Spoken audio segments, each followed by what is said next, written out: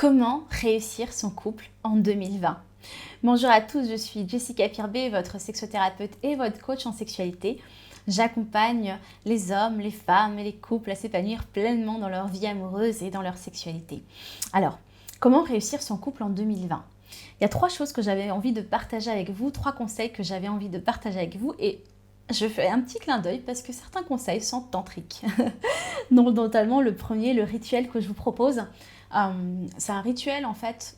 Moi, j'accompagne beaucoup de couples qui ne se parlent pas, qui disent pas leurs besoins, qui disent pas ce dont ils ont envie et qui vont prendre pour eux, encaisser pour eux, on va dire, finalement les frustrations. Et puis, à un moment donné, les frustrations vont vraiment déborder et du coup, le couple ne va pas tenir dans le temps.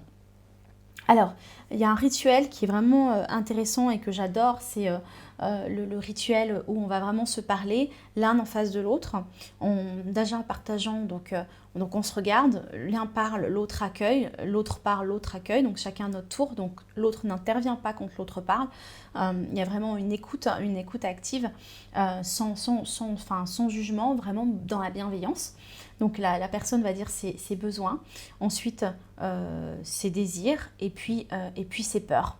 Et je trouve que c'est vraiment important parce que ça nous permet vraiment de se parler sans jugement, d'être écoutés l'un après l'autre et de comprendre ce qui se passe pour l'autre.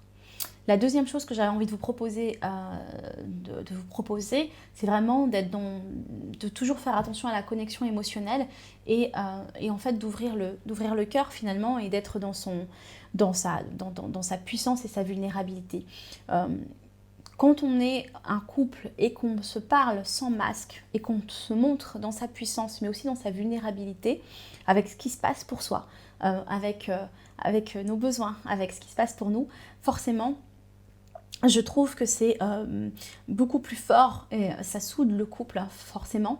Ça soude le couple, on est vraiment en connexion, il y a une complicité et on se connaît, l'autre nous connaît vraiment tel quel, sans masque en fait. On n'a pas besoin de faire semblant et c'est pour ça aussi que le couple va durer parce qu'au fur et à mesure du temps, on va vraiment apprendre à dire ce qui se passe pour soi à cœur ouvert dans sa vulnérabilité et on va toujours être accueilli ou on va accueillir l'autre en tout cas comme il est. On ne va pas avoir de déception, on n'est pas dans l'attente de quelque chose, on est dans l'accueil de ce qui est aujourd'hui au moment présent, mais aussi dans l'accueil de ce que l'autre est et de qui nous sommes aussi, bien évidemment. Voilà mon deuxième conseil. Et puis mon troisième conseil, c'est vraiment important de passer du temps de qualité, donc avec une présence et de la qualité.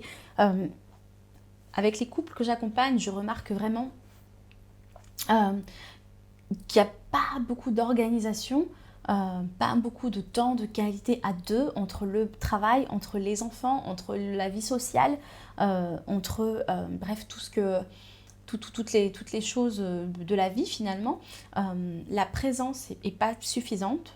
Beaucoup de gens vont être par exemple sur leur portable, sur leur ordinateur, sur leur téléphone, ou bref en train de tchatcher, etc. Sur WhatsApp. Et même quand ils sont avec leur partenaire, finalement ils ne sont pas avec leur partenaire ou bien ils ne sont pas présents parce qu'ils sont beaucoup dans leur esprit et pas connectés à ce qui est aujourd'hui et maintenant. Donc le temps de qualité qui est passé dans le couple est de plus en plus amoindri et de moins en moins donc qualitatif.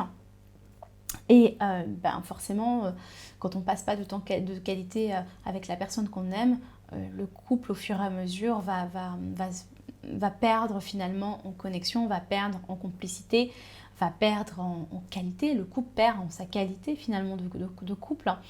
Donc vraiment, c'est ce que je voulais vous partager avec vous, c'est vraiment travailler aussi votre présence et votre qualité. Donc 3 choses qu'on a vues ensemble, le rituel avec les besoins, les désirs et les peurs, la connexion émotionnelle, être dans sa vulnérabilité, en étant aussi dans sa puissance bien évidemment, mais parler sans masque. Et puis la troisième chose qu'on a vue ensemble, c'est vraiment passer du temps de qualité et être présent à ce qui est aujourd'hui, ici et maintenant. Passer du temps de qualité avec son ou sa partenaire.